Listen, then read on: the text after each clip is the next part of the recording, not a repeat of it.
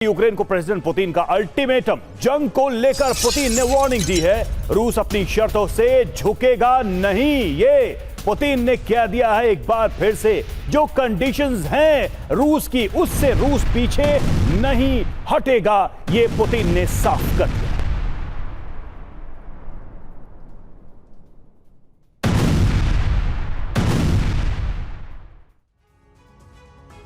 तो देखिए एक बार फिर से रूस की तरफ से पुतिन ने यह अल्टीमेटम यूक्रेन को दिया है। और आपको याद होगा, शर्तें हम लगातार बताते रहे हैं, हर बैठक में या हर बैठक के पहले भी पुतिन ने अपनी शर्तें दोहराई है, जिसमें एक बॉटम लाइन जिसकी हम थोड़ी देर पहले बात कर रहे थे, उसको फिर से रूस ने दोहराया है कि भाई नेटो किसी भी कीमत पर इस इलाके में इन्फिल्ट्रेट न करे, यहां की स्टेबिलिटी को खराब ना करे, रूस की सीमा तक नेटो अपना एक्सटेंशन ना करे, चाहे वो कोई भी फॉर्म क्यों ना हो। और ये जंग की मूल वजह है। जंग पर पुतिन का आखिरी अल्टीमेटम आया है। नेटो से टेंशन के बीच पुतिन की बड़ी धमकी और पश्चिमी देशों ने रूस के लिए रेड लाइन खींच दी है।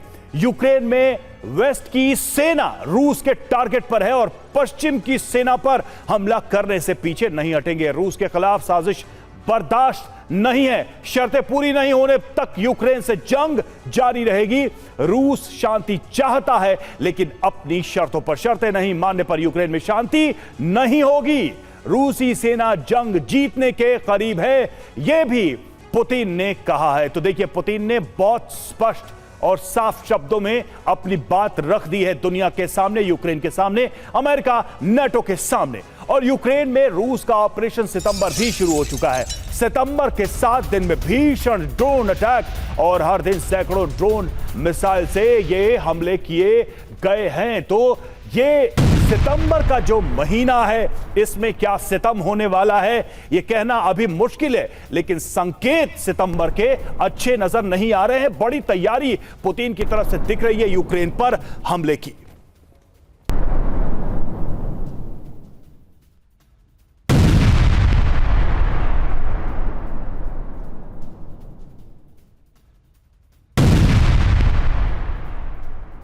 तो पुतिन का ऑपरेशन सितंबर, कुछ अहम बातें आपको हम बताने जा रहे हैं, किस तरह से ये हमले किए गए। 5 दिन का अगर आंकड़ा देखें तो देखिए, ड्रोन से हमले किए गए हैं और 2150 ड्रोन से अटैक किया गया है।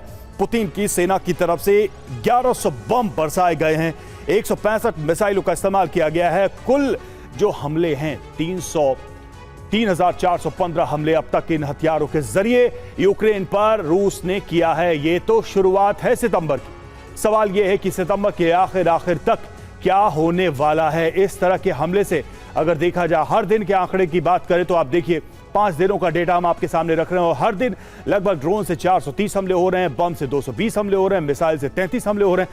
683 अटैक रोज यूक्रेन के ऊपर सितंबर में हुए हैं। तो ये स्थितियां हैं इस वक्त। हम लोग की सिर्फ 5 दिनों का हाल हम आपको दिखा रहे हैं। इन खबरों के सामने आने के बाद से ज़ेलेंस्की बेहद परेशान है और कह रहे हैं कि अब पुतिन अमेरिका के साथ गेम खेल रहे हैं। संजय सोई सर, सारी स्थितियां बहुत साफ हैं।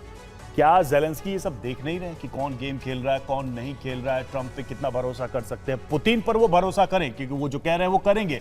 नेटो कितनी देर तक युद्ध में टिक सकता है? क्या ज़ेलेंस्की ये देख नहीं रहे हैं, देखना ही नहीं चाहते हैं? ज़ेलेंस्की के हाथ में कुछ है ही नहीं, वो सिर्फ बयान दे सकते हैं।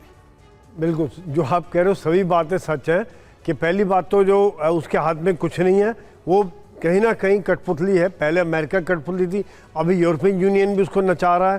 तो एक बात तो ये हो गई। दूसरी बात, जो हमले जैसे भी आप बता रहे थे कि पूरे अगस्त में, जैसे मैं बता रहा 4200 हमले हुए थे, जिसमें तकरीबन 4000 से कुछ ज़्यादा ड्रोन हमले हुए थे। अभी 5 दिनों में ही उसके आधे हमले हो गए। तो ये दिखाते कि कितनी भयावह हो गया।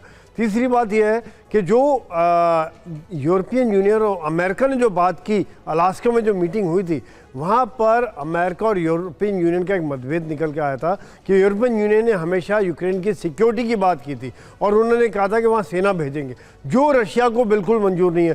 क्योंकि अगर नेटो की सेना वहाँ आती है, 26 देशों की सेना वहाँ आती है, इसका मतलब अगर किसी के साथ भी लड़ाई होती है वहाँ पर, मान लीजिए जर्मनी के हाथ फ्रांस के ट्रुप से, यानी कि फ्रांस के साथ जंग हुई, तो पूरा नेटो आर्टिकल 5 के तहत सभी नेटो देश साथ में लड़ने के लिए मजबूर है। तो ये यही कारण है कि रशिया नहीं चाहता है कि फिर फ़र्क क्या रह गया नेटो ज्वाइन करना या बिना नेटो ज्वाइन किए हुए अगर नेटो की सेना वहाँ पर डिप्लॉय होती है। यही कारण है कि जो इतने आग बबूला है। और तीसरी एक बात और मैं कहना चाहूँगा कि शायद एससीओ समिट के बाद भी उनके तेवर बदले हुए नज़र आ रहे हैं। वहाँ पर क्या क्या बात हुई, नॉर्थ कोरिया, चाइना, उसके बाद से एक ज़्यादा ही एग्रेसिव नज़र आ रहा है। जो ऑपरेशन सितंबर आप बता रहे हैं ये बहुत भयंकर हो चुका है। बिल्कुल, और 5 दिन का ही हाल हमने दिखाया दर्शकों को।